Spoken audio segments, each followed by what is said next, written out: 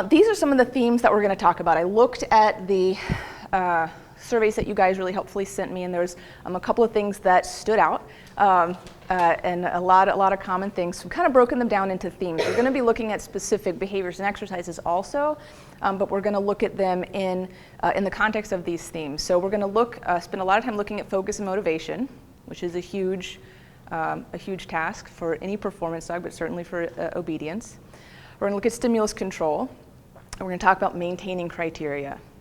That is one of the things that maybe the thing that really seems to separate the really high-scoring elite competitors with everybody else. Those people, regardless of their method, if they're at the NOC, they're really, really good at maintaining criteria through the dog's career, and that is really difficult to do. It's a skill, and so we're going to look at some practical things that we can do to help us maintain criteria as the exercises get more challenging and as we go further and further into the sport. So we also have the concept of focus, which again, lots of overlap. I think of engagement as kind of the larger concept, and then focus is more of a specific skill. Lots of the surveys that came back requested help with their dogs focusing, whether it was in heel work or in the ring.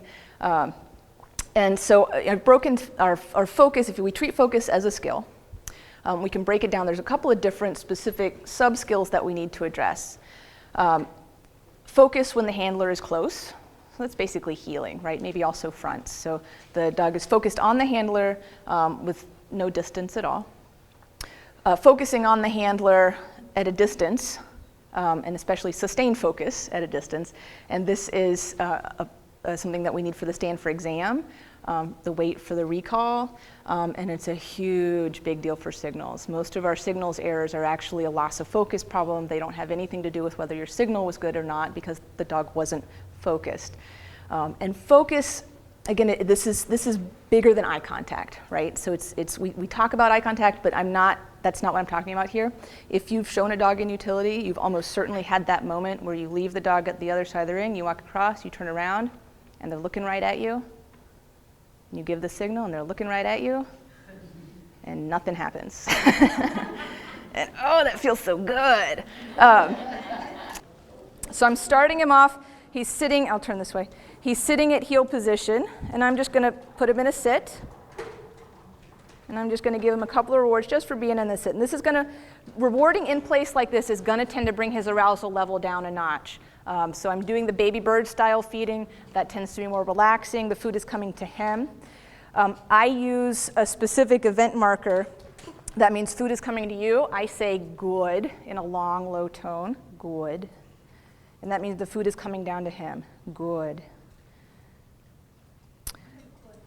Question. You said you're using the lower arousal delivery. Yes. Higher would be the if I let him jump up, yes. That would increase his arousal. Yes, so I would get more of that kind of a sit, yeah. And if I want more arousal, yes. Good boy. More movement, more exciting. If I throw the food, which you missed, there you go, good boy. The more the dog moves when he's obtaining the reinforcer, the higher that arousal is going to tend to come. Good boy.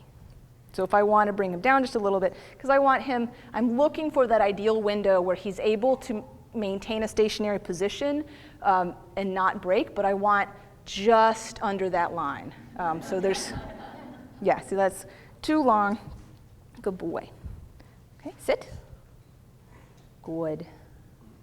Now if I give him a wait cue, let's see what he does. So I'm going to tell him to wait, and I'm going to walk away, and I want you to watch his facial expression. Wait.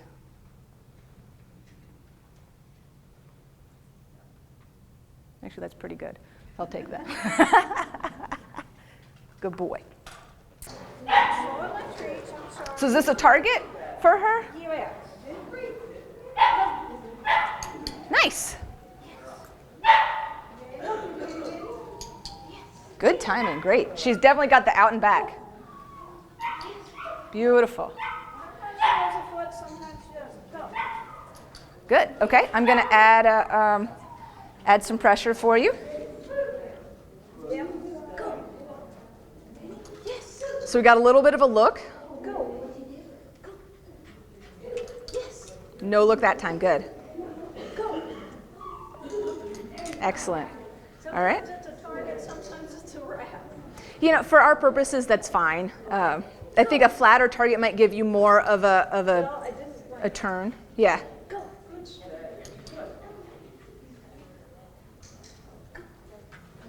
Excellent. So I'm gradually decreasing my distance. Good.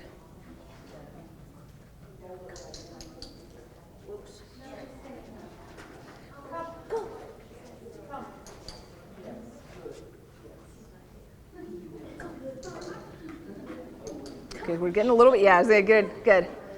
She's probably just getting tired. Yes. Good, excellent, good, good. Give her a little break on that one.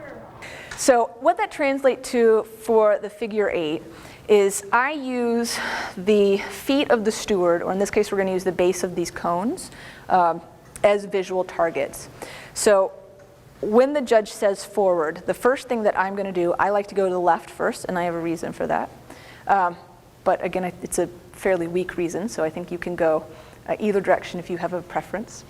The first thing that I do is I look at the, what would that be, the left foot of the steward to my left, and I'm going to walk there. So I'm walking, and my cue is with my left foot over. I don't single track. As I walk around that steward, I'm just drawing a line across the back of that steward's feet.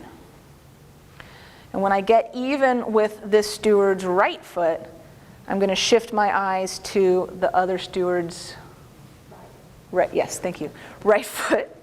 And so that gives me a straight line. I cue the right turn. Now I'm watching the feet of this steward.